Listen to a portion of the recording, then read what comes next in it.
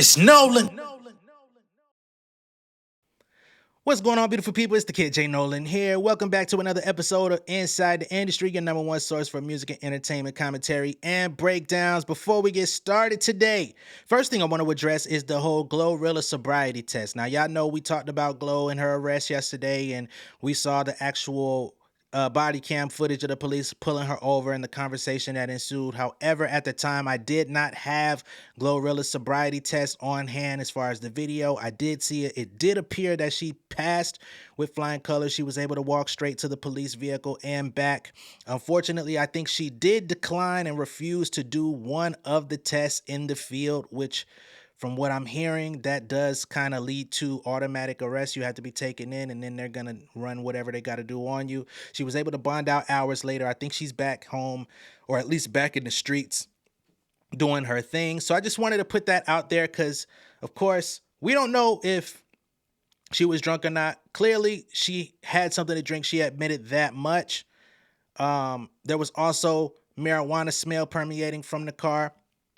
So, of course, there was weed in the vehicle and an open container, which is not legal in Georgia. So, although she may not have been drunk, there was, some sort of probable cause, and they got that worked out. Sure, they'll get it worked out moving forward. But I did want to go ahead and add that additional context since we did talk about it yesterday. And, yeah. Moving right along, before we open up the official show, I want to also give a big shout out to Miss J Always and DY for your super chats yesterday. We greatly appreciate that. I greatly appreciate that. The development of this Inside the Industry show greatly appreciates that, you know what I'm saying, because it goes towards things that are needed within the studio, helps pay off subscriptions and different things that actually contribute to the show. So all of that is always greatly appreciated. I don't want y'all to think that, this stuff goes towards me buying shoes and clothes and shit like that, all right? So yeah, we're going to play Lotto one good time for y'all, and then we're going to get into the actual contents of today's show, all right? So let's get it, y'all. Ooh, hey. Yeah. But now done came up at the bottom. Ooh, yeah. Got fresh like I just hit the lotto. Ooh, yeah. They say money can't fix all your problems. Wait, ooh, yeah. Well, I say throw it in my wallet. Ooh, yeah. But now done came up at the Say, bottom. ooh, yeah. Got fresh like I just hit the lotto. Ooh, yeah. They say money can't fix all your problems. Ooh, yeah. Well, I say throw it in my wallet. Indeed, Miss J Always and DY, we greatly appreciate y'all. All right, now to open up the show, I did not know this was gonna happen today. Drake officially has released Push-Ups, aka Drop and Give Me 50 on all streaming platforms. If I just saw it on Spotify and took a screenshot, and we now have updated artwork for the record as well. Somebody in the industry, Nav Josh, said that he received a DJ pack earlier this week, and he had a artwork that was Kendrick Lamar in the park doing push-ups. If you've never seen him doing push-ups in the park, I guess we could play that for y'all. Shit, why not? to get the origin of why Drake even named the song that. So this is the actual video over here of Kendrick Lamar in the park dropping and giving us 50 before we ever knew we would ever ask. You know what I mean? So he's actually doing burpees, or his own hood version of burpees. These is like prison workouts, you feel me? But this is where the concept of push-ups, drop and give me 50 actually originated. Because y'all know, Drake is a slick dude, man. He'll watch your movements online, see what you got going on, and everything is going to be brought to fruition. As a matter of fact, want to give a big shout out to another YouTube creator by the name of What the Dirt. He put out a very expansive video yesterday breaking down this entire Drop and Give Me 50 record push-ups. A lot of things were actually revealed in his research. I mean, dude got a lot of time on his hands that he put into this shit. So big salute to him. I understand why your channel is going crazy right now, and it's well-deserved because, again, he put a lot of time and effort into uncovering some shit, which we're going to, give a quick overview. Not going to go all the way into it. But we see there's the Drop and Give Me 50 element on that. There's a line in there where he says, I be out in, what do he say? Because he said, you pussies can't get booked overseas for Nan. I'm out in Tokyo because I'm big in Japan. And that seemed like a very simple line. It's like, okay, you out in Tokyo because I'm big in Japan. But turns out Drake is not actually all that big in Japan, right? So What the Dirt has uncovered a young lady by the name of Tokyo Japan, or at least that's what she goes by. She goes by Tokyo. And she's affiliated with Future's team, right? They're alleging online that she could possibly be one of Future's assistants, but she's also found herself at Drake's It's All a Blur tour, where he may have sent her some Chanel shoes. So there's also the Drizzy Chippendale probably got your bitch Chanel. So I don't know if Future is behind the scenes, smashing on this young lady. I don't know if Drake is behind the scenes smashing on this young lady, if she's the cause of some division between these two guys. But What the Dirt did uncover her. She's been seen at Drake's tour, right? In the midst of all of this. And of course, she's also been seen at Future's tour, and the whole We Don't Trust You and all of that stuff. She actually had a We Don't Trust You t-shirt on recently. So she's definitely, to some degree, playing both sides of the fence with Drake and Future, right? All of the extra details on that are still yet to be uncovered. What the Dirt also expounded a little bit more on the Drop and Give Me 50 concept, where, of course, we know Top Dog Entertainment was getting a 50-50 split with Kendrick Lamar, which I think is standard for everybody over at Top Dog Entertainment. For anyone that thinks that's funny, that's actually a much better split than most people in the music industry are getting. The average artist gets about a 16 to 18% split on their music. So if Kendrick Lamar is getting a 50% split on his masters, then he's doing a lot better than the average person. Not to mention, he went off and created his own company. He's no longer under Top Dog Entertainment. Mr. Morale and the Big Steppers was the final album under contract for them. But people are now alleging that in order to get out of that deal, it's possible that Top Dog may be getting 50% of the income from Kendrick's new company, PG Lang, or perhaps Kendrick's solo material henceforth, because I don't think they would take ownership of his company, but perhaps his solo material for a certain period of time. Maybe it'll be an album, maybe it'll be 2 albums, I don't know. It could very well just be a rumor that this is happening, because Kendrick has how many albums out? So he's got 5 studio albums if you include Section 80, which some people do, some people don't, but that was the album that came out right around the time he got signed to Aftermath. Like, he put out Section 80 first, and then he went into his Aftermath Interscope obligations, right? But some people count that as an official album because it was sold, and he did pretty decent sales on his own independently with that project. But he's got 4 studio albums under contract with Top Dog and Interscope, Aftermath, etc. Right? But we don't know the ramifications of the Top Dog deal. That it could have easily been 5 albums and then a renegotiation of some sort. You know what I mean? So if that were the case, then he would have fulfilled 5 albums. But he put out even more than that, because there's an album with Untitled Unmastered, which is not a mixtape. It's all unreleased material, rough drafts that he was working on.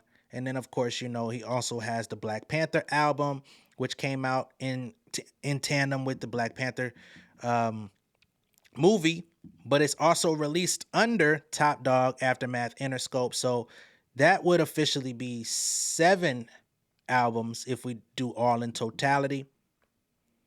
So it'll be very interesting to know what his contract looks like. And Drake in his own song said, "Let's see your contract so we can see the splits. The way you're doing splits, nigga, your pants might rip." You know what I mean? So there's that. But we don't know if Top Dog is actually getting anything from Kendrick's career moving forward. We don't know that for certain, but that was a theory that he had. Also, he says that the emphasis on let's see the splits, the way you're doing splits, your pants might rip. The fact that Drake emphasized that word, he also believes that there could be some sort of trouble in the home of Kendrick Lamar with his wife, Whitney, right? He also said her by name in the song, saying, "I be with some bodyguards like Whitney," where we talked about that before, where some people are alleging that Kendrick Lamar may be getting a divorce. You know what I'm saying? We don't know that to be true. That could be hearsay. But they're alleging that Whitney could have been sleeping with their bodyguard, Two T's, who Kendrick Lamar name dropped on the Like That record, right? So that's what we have from that. All right. There's also the allegation in there of Metro sit your whole ass up and do some drums, where they're alleging that Metro Boomin really doesn't produce fully all of the music that he makes. He's just a drum guy. Right? Now, in today's music industry, especially in the world of music production, there are a lot of people that do things collaboratively, right? Especially here in Atlanta. This is where a lot of this stuff started happening, where you'll get a guy making drums, you'll get a guy doing the keys, you'll get somebody to do the synth, somebody might be really good with bass lines and 808s. Y'all come together. Next thing you know, you got 3 or 4 different producers that made one beat. The shit sounds dumb to me. It's never made sense to me. I understand that it's a way for younger upcoming producers to get credits. It's a way for younger upcoming producers to get into the game. You know what I'm saying? Hey, I co-produce with Metro Boomin, boom, boom, boom, get you some credits, get you some clout, get you in the studio. Perhaps those credits can help you get a pub deal or something. But overall, it seems like, I don't know, man. Some people are good at that. Some people aren't. I won't say that it's lazy, because I actually work with some guys that, they're twin brothers, that one will be working on the melody, the other will be working on the drums and shit like that at the same time while we're in the studio. So I can see how that works for them, because they do that consistently. They're a duo. But when you're just on your own and it's a bunch of just disjointed business going on, I don't know. That's just not what I'm accustomed to. It's been going on for a long time though. So they're basically trying to say that not only did Metro need to sit his ass down and focus on the beats, he needed to specifically focus on the drums, because he ain't really good at doing nothing else. That's what the dirt is trying to uncover. Again, this is a fan theory. This is not all facts, but he does a really good job of doing research and uncovering stuff that you might not have thought about. He was one of the first people that actually said he felt like First Person Shooter was a diss record aimed at Kendrick Lamar, and that Kendrick at some point would respond. He predicted the shit. All right? So we got to give him credit there. Furthermore, with the release of the song on streaming, like I said, there's official artwork for it now. Drake decided to put Kendrick Lamar's shoe size, alleged shoe size, on display here. So this is the cover artwork for the song. Drake push-ups showcasing a size 7 shoe, which in the song Drake says, "How the fuck you big stepping with a size 7 men's on? Like, your shoe, you wear a fucking size 7, nigga. You're not big stepping nowhere, all right? You ain't at least rocking a 10. Your shoe size ain't in double digits. How the fuck could you be big stepping out here, right?" Witty, not scathing, but it's enough, right? Especially while we're waiting on Kendrick Lamar to give a response and, go digital in this situation. It's like Drake is kind of in the lead right now just by default. He's shot at everybody, man. I've been talking about this for a week. So that's where we're standing on that. But salute to Drake for finally releasing the record, finally putting it out on streaming. I guess people were waiting on it. Some people even thought that record was completely AI still. Some people weren't convinced that it was actually Drake because he hadn't put any cover art on it. Shout out to Curtis King, my guy. Shout out because he never really claimed it, right? He didn't put it in his Insta story. He didn't put it on his actual page. It wasn't an OVO release up until this point. So although it was definitely not getting claimed as AI online and stuff like that, it was like, okay, where is this record gonna live? Is it only gonna be something that is on YouTube and like on file sharing websites? Y'all not gonna put y'all official stamp of authenticity on it? Well, today we have it, and that means all streams from now until next week, or from period, will be tabulated as going towards the charts or whatever. So we'll see what happens with it. I think if he would have released it last Friday instead of Saturday, that shit would have went crazy on the charts, But according to DJ Academics, the record was not actually supposed to come out on Saturday. That was a mistake. Somebody did leak it, and they had to get behind it, and that's why the real version came out a few hours later. All right, moving right along. Next up, we have 50 Cent. Now, y'all know 50 Cent has been killing it in the film and TV game for the past decade, ever since we got him on Power, with him and what's the lady named Courtney Kemp. Yeah, I was finna say her name, and I just wanted to make sure I said the shit right. Ever since they came on the scene with Power, they've been killing it. They've got several offshoots of the show now. It's still going. And in order to expand his empire, he's also done shows on other networks.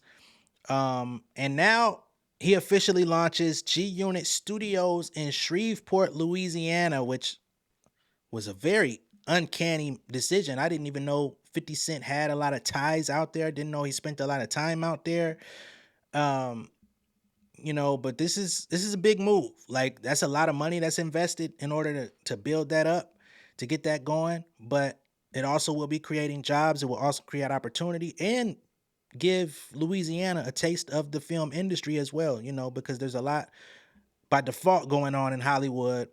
In Atlanta over the past 20 years, things have definitely evolved at a fast rate as far as filming and doing TV and movies out here.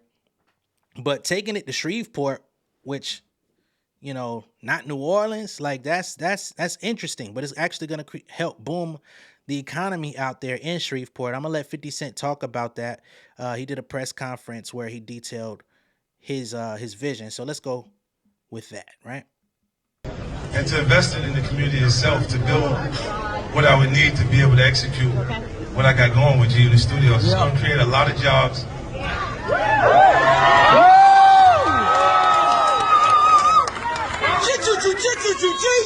Through the expansion of G Unit in Shreveport, my aim is to embody the spirit of conscious capitalism, to focus on creating jobs, stimulating commerce, and contributing to economic growth for this vibrant community. Our vision, to make Shreveport a beacon of the entertainment industry. Yes, a place where creativity meets opportunity, where talent meets mentorship, and where amazing stories come to life that resonate globally. All right. So I'm going to go ahead and pull up some visuals of the studio because it has been unveiled. It's already built up. So let's go ahead and show y'all what this actual studio is hitting on, man. Like, hold on, let me take this off the screen. So this is the grounds, right? There's studio 1, 2, 3, and 4. We have, I'm not sure what that area in between is, what that's going to be utilized for. But as you can see, it's going to be pretty big. This is the second largest Black-owned studio in the world. It's 956,000 square feet, so they say. And his projects from here on out will be done here. It looks like there's housing behind the studio, but there is a closer look, and you can see that it's kind of fenced off. So I'm not sure if that area is owned by 50 Cent and his team. It could be housing for actors. It could be, staged housing for films. We don't know, but this is building 3 and 4. You get a bit of a closer look. As you can see, there's parking and all of this different stuff. So it's going to be very interesting to see what they come up with, how things come out from here. I'm hoping that the action in their shows becomes a little bit more believable, because watching Power Force and seeing some of those explosions, they definitely were visibly CGI. And I know it's CGI, but it was to the point where it was like, what the hell is this, bro? What the fuck going on, man? I actually like Force with Tommy, but y'all skimping on that goddamn budget.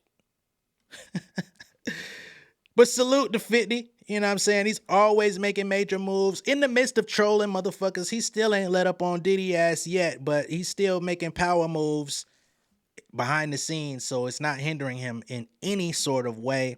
Gonna be very interesting to see what other shows come into development from the G Unit Studios imprint and company, because one thing he doesn't do is stop working. That's one thing you can always count on, right? Especially in film and TV.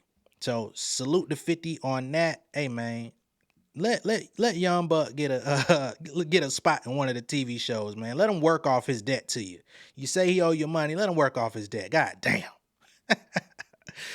Oh man, in other Louisiana-based news, we're gonna go over to Mr. NBA Youngboy.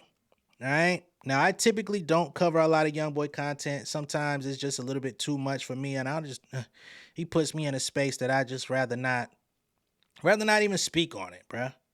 You know what I mean? So, but we're gonna talk about how he's currently arrested. This is a pretty big situation, man. He's in some deep shit. All right, so I'm on Billboard, and they state Youngboy Never Broke Again, aka NBA Youngboy, was arrested over prescription fraud ring, according to the Utah police. Wow. This is some crazy shit, man. Prescription drug fraud. All right. Let me go to my archive. Hold on. Niggas be wanting you to pay for some shit. So, Utah police are accusing NBA Youngboy of running a large-scale prescription fraud ring aimed at purchasing codeine from local drugstores, according to new filings that shed light on his arrest earlier this week. Y'all know that fucking codeine, that promethazine, all that shit, man, that's big. Ever since they took that stuff out of regular stores, out of regular pharmacies and whatnot, because of you niggas, you know what I mean? Y'all went so hard on that shit like 10 years ago that they had to fucking restrict access to it, because y'all was out here acting like motherfucking fiends. And apparently he's doing the same, because we know he has a, I guess some sort of lean addiction. But let's keep going. In an affidavit disclosed in court documents that was released yesterday, the Cache County Sheriff's Office said that it had executed a search warrant in his home, where he's been living under house arrest for more than 2 years. So you just got arrested while on house arrest. You've been living, wow. All right, for more than 2 years while awaiting trial on federal gun charges. So now we can add drugs to your charges. Golly. According to the filings, the raid followed a months-long investigation into allegedly fraudulent prescription drug purchases at multiple Utah drug stores by associates of NBA Youngboy. So he was sending people out to go obtain this shit. The search allegedly turned up prescription drugs bearing the names used in some of the phony purchases, as well as a gun. So they found another firearm on your shit too. Ah, man. Contrail Deshaun Gaulden, also known as NBA Youngboy, has been a target of investigation by the Cache Sheriff's Office after being identified as a suspect in a large-scale prescription fraud ring, reads the affidavit. The prescription fraud ring is known to have attempted or has acquired various prescription medications from multiple pharmacies in Cache County, as well as throughout the state of Utah. Hold on. Let's see. This affidavit from local police was disclosed by federal prosecutors who filed it, along with a request for a federal judge to revoke Youngboy's pretrial house arrest and place him in detention. So they want him to be removed from house arrest and put his ass in jail. So he just had to wait for his trial. Youngboy's attorney did not return any request for comment, and Cache County Sheriff has not either. Okay? So they're claiming, the Utah authorities, they claim that multiple people have used a real doctor's name and ID number to call in prescriptions at local pharmacies for promethazine with codeine, which is a cough suppressant opioid mix that's best known as an ingredient in purple drink or lean. So somebody obtained a real doctor's name and identification, and they started calling across the state to see where they could get this shit from. Several such people were reportedly arrested in a car that was registered to NBA Youngboy. So they riding around in your whips. Why you couldn't? These niggas ain't got their own cars, man. Nigga couldn't pull up in one of them goddamn busted ass Honda Accords. You couldn't drop down 5,000 to get a fucking hoopty in your homeboy name. They riding around in your shit. You deserve to get caught, nigga. Goodness gracious. Several of them were also allegedly recorded as visitors to Youngboy's mansion, where he is currently serving out house arrest. They say a suspect calls in prescription claiming the identity of a real doctor and using a fraudulent patient name and birthday, all for promethazine with codeine. Sometimes after the prescriptions are called in, they are filled and picked up by various individuals that have been found to be involved in organized criminal dealing. So you either using this shit for personal use or you're selling it, on the streets, because not everybody is able to get access to it, which means that it's in higher demand and people will pay higher amounts of money in order to acquire it. So he very well could be, young nigga, move that dough. Young nigga, move that dough. God damn. The filing shed light on Youngboy's sudden arrest Tuesday when the rapper was hit with 6 new charges, including procuring or attempting to procure prescription drugs, possession of other controlled substances, possession of a dangerous weapon by a restricted person, a pattern of unlawful activity, identity fraud, and forgery, because of course they're using a real doctor's name. This is all in addition to the shit that he already had going on as to why he was on house arrest, right? So the new accusations come as Youngboy was awaiting trial on federal firearms charges filed against him in March of 2021, stemming from a September 2020 incident in Baton Rouge, all right, in which he was allegedly found with 2 guns. He was charged with violating a long-standing federal law that bans convicted felons from ever again possessing guns. This is a rule that applied to him because he had been convicted in 2017 of aggravated assault with a firearm. Jesus. The rapper had finally been set for a trial on those charges this July. But in a March ruling, a federal judge paused the case to await a Supreme Court ruling on a major gun control case that could play a key role in his efforts to avoid conviction.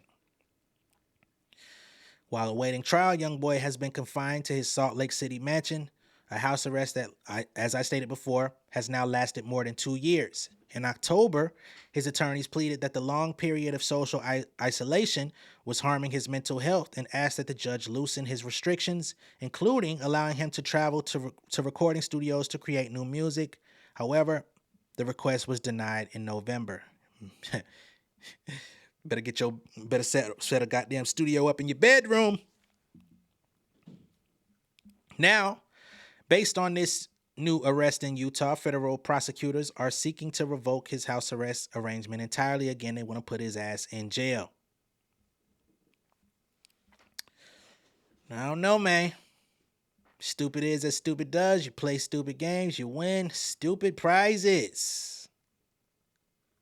Youngboy may never be broke again. We'll see if he's back in the streets again, God damn, Youngboy never free again. Might be your fucking name, bruh. Shit. Moving right along. Also in the news this week, we have A Boogie. Now, A Boogie with the hoodie didn't really do shit this time around, you know what I'm saying? But it seems like his lady has been out creeping. This shit gets a little juicy for y'all that love the mess. I'm sure you gonna get a real kick out of this shit, man, cause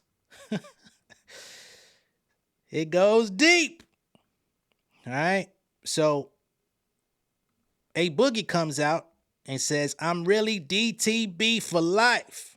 Bitches be worse than niggas, right? So this is his response to getting cheated on by his lady, Ella Bandz, right? And DTB stands for don't trust bitches, right? So I don't trust no bitches for the rest of my life. This is his baby mama, by the way. They've had an on-again, off-again relationship up to this point. I think he's been caught cheating multiple times by this young lady. So, you know, it's cool when they do it. It's a problem when I do it. Fuck it. Right? So, influencer Marcy Diaz came out and accused NBA Youngboy's lady of coming out and being with her ex. Now, the thing about it is, why would you accuse somebody of being with your ex? If you're over your ex, Miss Marcy, why the fuck do you care who he's sticking it to on the low ski? Sound like you wanted him back. Just my opinion, my vantage point from inside the industry studios. You know, that's just how I see it. But maybe you just didn't like the fact. I don't know. Like, we need a bit of more explanation for that. You know?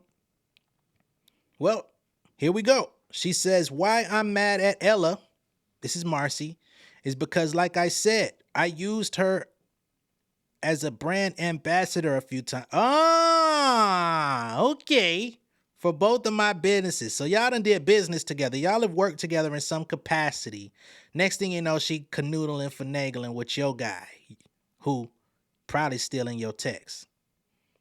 Okay.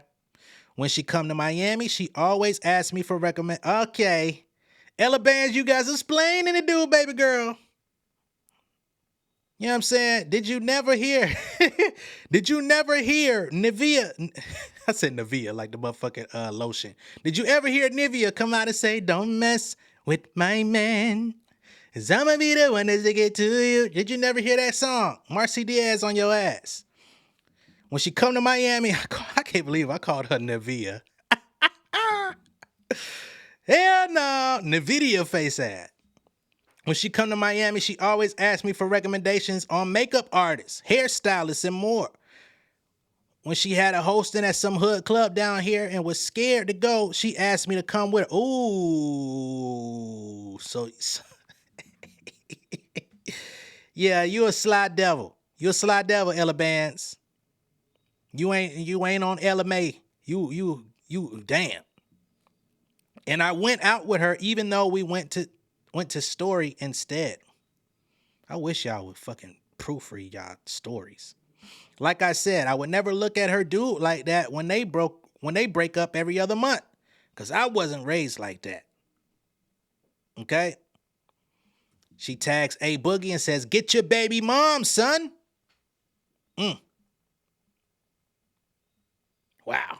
That's pretty fucking messy. That is pretty fucking messy, I must say. What are the other details on this? Because A Boogie didn't know shit. A Boogie been out here. A Boogie been out here living his best life, doing what the fuck he want. But apparently, your lady been creeping on you. So, okay, Marcy Diaz has a little bit more. She says, so for a few weeks, I'm getting the feeling that my ex was messing with someone in my close friends because my stories kept getting leaked. Okay, so, you even added this girl to your close friends on IG, so you really thought y'all was tight. Okay. Then a couple weeks ago, I found a group picture of him and Slay by Ella, which is Ella Bandz, a.k.a. Youngboy's baby moms and sometimes girlfriend. Of them at Playa. He denied it, but then his own homeboys told everyone they mess around. Homeboys done leaked the info. They got leaks in their operation. Damn! I can't sing word for shit. I need some tune on me. Here, let me put some reverb on my shit. Let me see if that helps. When they got leaks in their operation.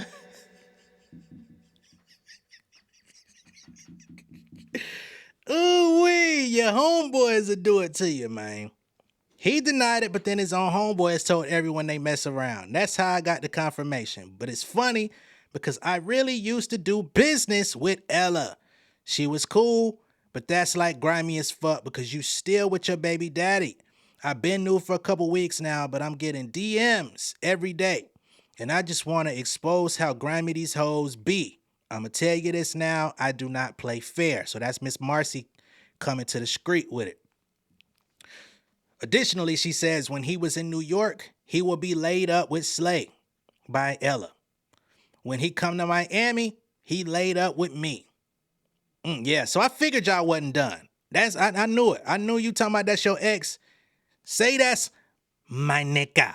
Don't say your ex. Say this the nigga that you sleeping with, creeping with, and apparently information leaking with. This shit crazy. LOL, I don't play with people, mans. Never cared to. But ho, I'ma get you back. Whoa. You planning on sleeping with A Boogie just to get some get back? Cause I don't think A Boogie would be mad at getting a little free play. You know what I mean? You ever went to the arcade, that bitch said free play on the screen, you ain't had to come out no money. I don't think you're gonna be mad at no free play. She say on God with a tongue out emoji.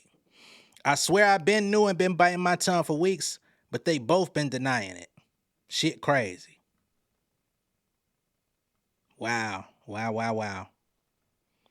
That's some crazy shit. So Ella comes out and she goes in her story playing the song I Got Your Man by Lady Saw, basically playing into the accusations and saying, fuck it, I got your man. Ella playing dirty out here, man. Ella. Woo, shit. Furthermore, we've got actual video of Marcy coming out and saying her piece about the situation. We'll go ahead and play that for y'all. Fucking crying like, bro, I don't know what to do. Fuck that. Let's call that team. You was on fucking FaceTime with Gio crying about what to do with me. Like, stop playing with me. Like, he really trying to put on. He don't fuck with Sully. He fuck with Ella. Me and Ella was cool. I done hung out with Ella, went to the club with Ella. I don't give a fuck with nobody. Said that shit is grimy as fuck. I asked that bitch weeks ago, is you fucking with him? She said no. She lied. I said, okay. Today I got more proof that they do fuck with each other. And that's that. I asked her, I'm not sad or in my feelings that they talking. Bitch, I've been new. It just don't play on my face. I don't like people playing my face. Don't lie. Don't play on my face. And then you want to get on people's shit and just lie on me. Like, please. And then she broke. Bitch, are you dumb? I'm the reason why you got a car. You never had a car until you met me, bitch. Oh, my bad. You had a rebuilt Maximum. Bitch, I'm the reason why. I said, hey, go get an S580. You need a car. I can't fuck with you if you don't got no car. He got a car. She'd seen the Van Cleefs on me. He was like, I like those. I said, yeah, my other old nigga bought that for me. He's like, I want one. I said, yeah, go get some. He was on the phone with Gio fucking crying like, bro, I don't know what to do. Fuck that. Let's call that team. You was on fucking FaceTime with Gio crying about what to do with me. So you mean to tell me you're responsible for why she even whipping through the city? Yeah, I can understand why you're mad. You done did business with her. You done helped her get some wheels, get on her feet. When she come to your city, she's hitting you up, asking for tour guide recommendations, where to eat, where to hang out. Even asked you to accompany her on a night out so that she could have some sort of, someone with her. Yeah. If y'all gotta thug it out, go ahead and thug it out, man. If y'all gotta best wishes for all involved. A Boogie, hey man, she said she said she gonna get her back by any means, on God. So enjoy your free play, sir. Yoga Flame. This is some wild shit, man. To be young all over again. I would not go back. No. Fuck that. Okay. Now, outside of the music and bullshit going on, we gotta address what's going on with Angel Reese and Caitlin Clark. I don't talk about a lot of sports, but I am a huge sports fan. We just don't talk about it a lot over here on this channel because I'm not sure if y'all that are really into this whole music and entertainment thing are into the sports world, although it does fall under the entertainment umbrella. But these two young ladies have been killing this shit for the last 2 years. They've become international stars. Let's not pull no punches on that shit. They are international stars. The two biggest names in college basketball, period, men included. They've entered the draft. They've gotten drafted. They're getting money. They already had multi-million dollars already coming through NIL deals, name, image, and likeness while they were in college, busting, cracking their heads, right? Caitlin Clark is probably going down in history as the greatest college basketball player ever, or at least women's basketball player ever in college. Some people don't want to concede that. We've seen some folks come out and say, hey, those records ain't broken till you do it like I did it. And that's cool too. But Caitlin Clark been busting ass her entire career in college, right? 4 years of just busting ass. Most points ever, right? So for anybody that's mad about Caitlin Clark getting her own shoe with Nike, getting drafted #1, perhaps getting more money than Angel Reese, I understand the optics of this black and white thing. But statistically, she is a better player. Right? Just saying. Statistically, she's a better player. Based on the way that the game is played in 2024, she's much more of a long-term investment than Angel Reese. She can hit the three-point shot from anywhere, like Steph Curry, like Dame Lillard, like James Harden. You know what I mean? Players in the NBA that are superstars today. She's a woman's equivalent to what they do.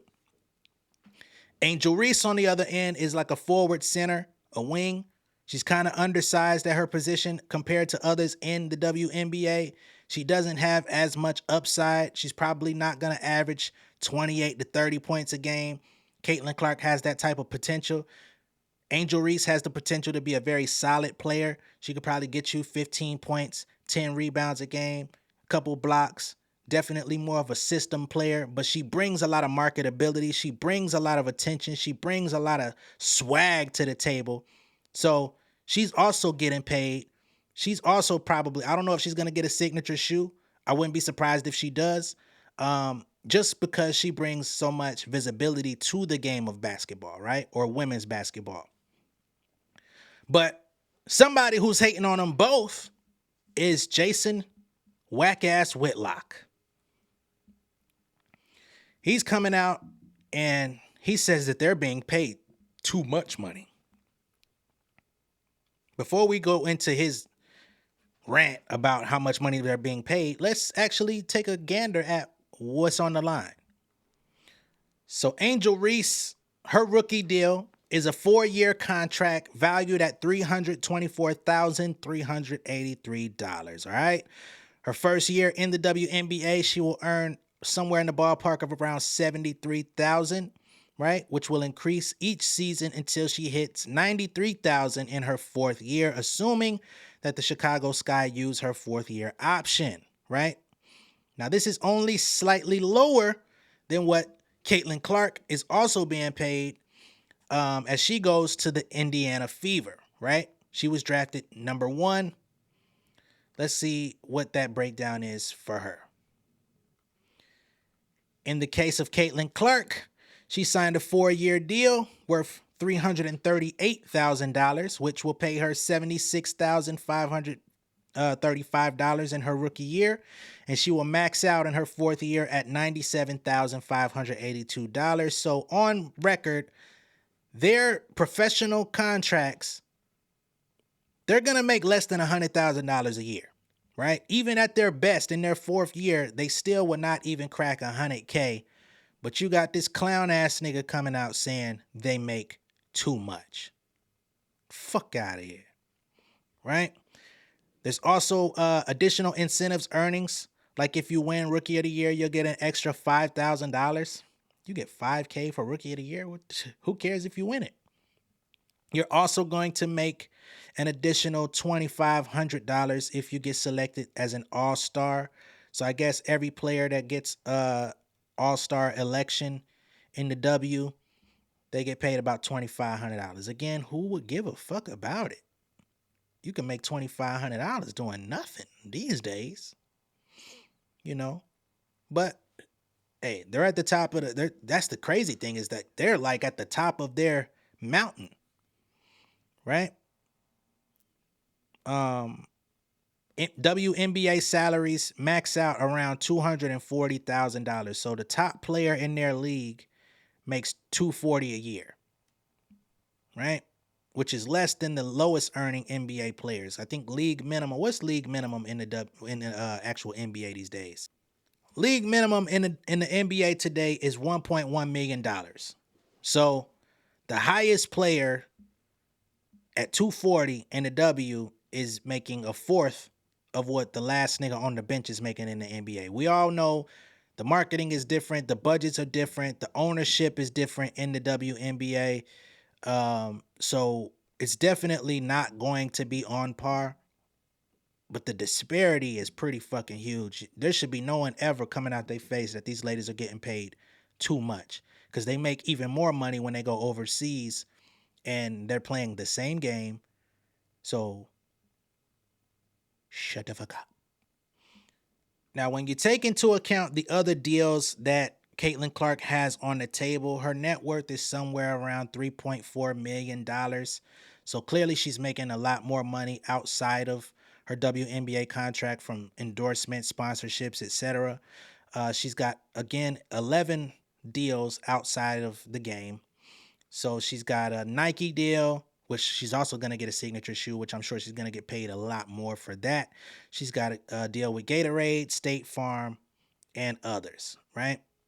All of these partnerships make her thousands of dollars per month, and a few of them were even inked in the last few weeks, according to On3, which is the folks that keep up with all of these NIL partnerships, right? She announced her Nike deal. This is Caitlin Clark in 2022. And yeah, that's what we have there. Caitlin was also offered $5 million to join Ice Cube's basketball league, the Big Three. She didn't take him up on that offer. Not sure why. She said that she wasn't really aware of it. Somebody had to tell her what's going on. Her family and her team typically handles those things. She doesn't get involved with the money plays. That was her explanation. But we'll see if they extend that $5 million to anyone else that would be open to playing in the Big Three. But clearly, they're not going to get Caitlin. All right? Now, when it comes to Angel and her value outside of her WNBA contract, let's see what we have here.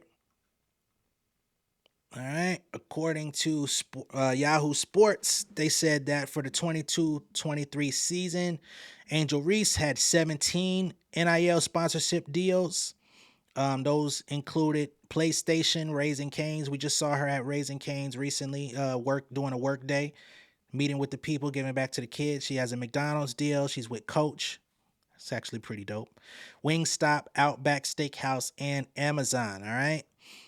Those deals were totaled somewhere in the ballpark of about $1.7 million in totality.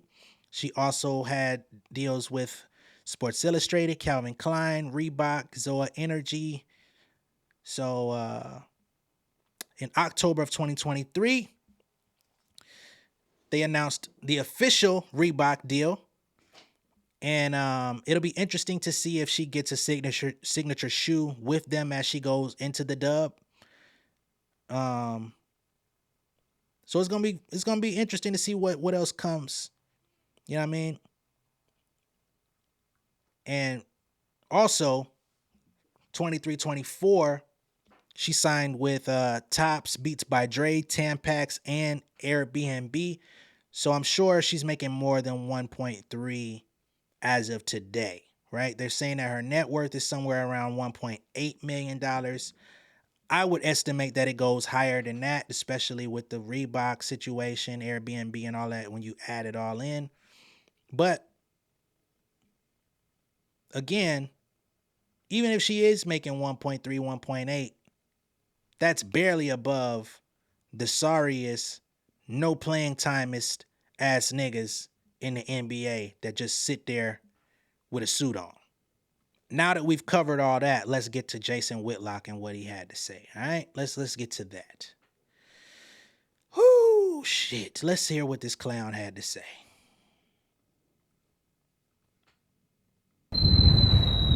In more than 30 years of history, the WNBA has never once turned a profit.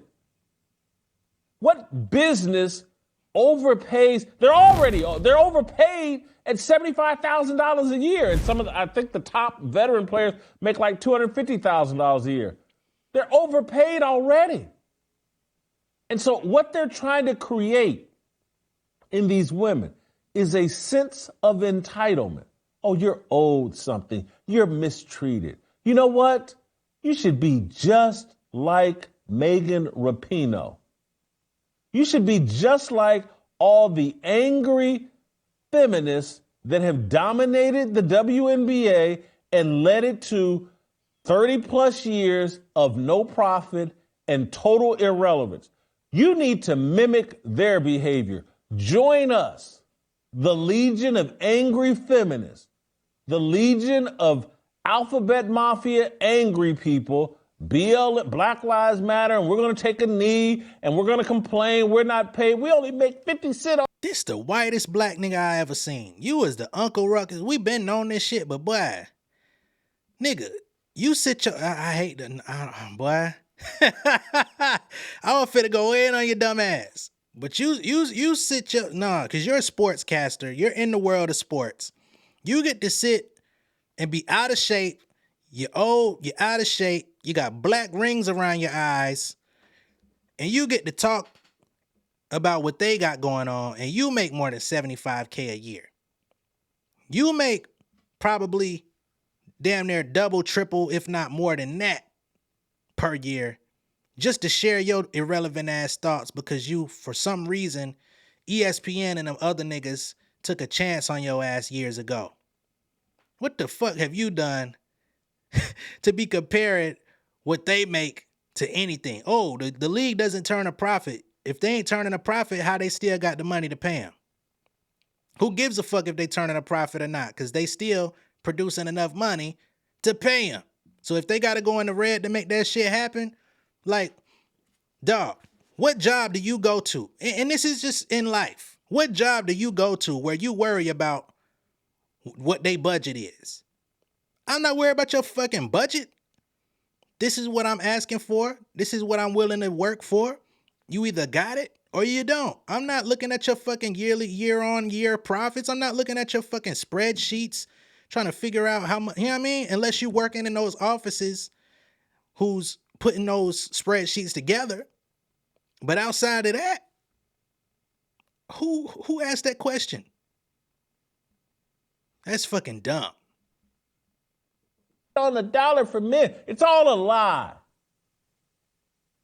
And so they're going to take the gift that Angel Reese has given them, the likability that they just garnered last night through the WNBA draft, and Hannah Nicole Jones or Nicole Hannah Jones or whatever her name is, the little angry New York Times lady, Russell Wilson, well-intentioned idiot that's always looking. What can I say that will make people like me over Twitter? Sean Payton already told you, hey, cut it out, man. Now I'm telling you. And I like you, Russell. Cut it out. We haven't been unfair to women. You don't have to believe every lie told over Twitter or told on some college campus. I ain't gonna give too much else to what the hell he talking about, man. Fuck this nigga, man.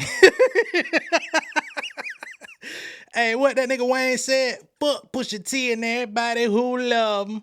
Yeah, that's what we on with Jason Whitlock, man. That'll be the last time you get a clip played on Inside the Industry. First and last, my nigga. You can't get on first take, but that'll be your last one for sure. All right? Tighten up, nigga. We already went over the specifics of their contracts. We already talked about how these ladies got to go overseas just to get paid. That's another reason why Ice Cube was offering $5 million for Caitlin Clark anyway, so she could play in the WNBA. She could play in the Big Three. She could do all of the things that she already had going on. She would have made exponentially more money.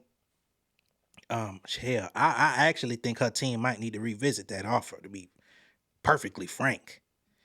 $5 million? 5 of them? Shit, boy. But yeah, let's get into the announcement of Caitlin Clark's signature shoe. I thought that was very interesting. You know, there is a debate going on around that because A'ja Wilson, who is the #1 player in the WNBA right now, 2-time champion, 2-time MVP, She's signed with Nike and as of yet has not had a signature shoe. People are wondering if she's feeling some type of way. She's cleared it up, saying she's not jealous. She has no reason to be, and that all things will come in due time. So she's playing her role, and I'm quite sure she will get what she's waiting on. But yeah. Much love and respect to them, you know what I mean? I'm very interested to see what's going on with the WNBA this year. I've been watching, you know, I've been keeping up with what they have going on for the last few years. Probably gonna get some tickets this year, take the family. You know what I'm saying? I've been wanting to do that for the last couple years, but it's just been weird timing when they start actually playing. But that's something I'm actually gonna put on my plans for this year. Right? Former Atlanta star Ty Young actually just got hired as a coach too in the WNBA. So shout out to her as well. So there's a lot going on, a lot of good things. I'm glad that they get into the money at least a little bit, making improvements. It could get better. Hopefully it does get better. But that's the show for today. Much love and respect to everyone that tuned in. I hope y'all enjoyed it. Be sure to put all your thoughts down below in the comments, not just in the chat, but in the comments too. Stimulate the algorithm. Be sure to like and share the video. Let somebody else see it. Get some new insiders on over here. But if this is your first time seeing me on YouTube, be sure to subscribe, become an insider. Make sure you turn all of your post notifications on. Hit the bell down there. Make sure you hit all. YouTube be bugging. They still gonna play with your head top. They're not gonna tell you every time, but it's the best way that you could get some of the notifications at the bare minimum. All right. And yeah, y'all, I'm gonna be back later with some more content, with some exclusive content too. So just bear with me, stick around, go have a good time, but just keep an eye on your phone because I will be back with more content before the day is out. I will see y'all in a little bit. Much love and respect. Peace. King of my city and cul-de-sac. Coming out swinging like soldier rag. Leading my people like quarterback. Boy, I study this shit, I'm an almanac. Had to get up and grind. Knowledge is booming, I'm here to apply. Came with the chip and the dip, it just single the mind. We finna do more than survive. I need my check. Spinning the block for the gouda. We hitting the jeweler to flood out the net. We don't do beef on computers, I'm straight out the sewer. We come when you rest. Niggas be looking perplexed, so keeping my foot on their neck. No map, I trust my gut for the quest. With drama, I'm fully abreast. I was ready for years and they doubted me. All of a sudden they tell me they proud of me. I've been dropping these haters like calories. Cross them out, I came back with some boundaries. Stand for my honor, but too raw, no corner. Packing the stick with a drummer. Wanna catch my bad, won't fumble. I done came too far to be humble.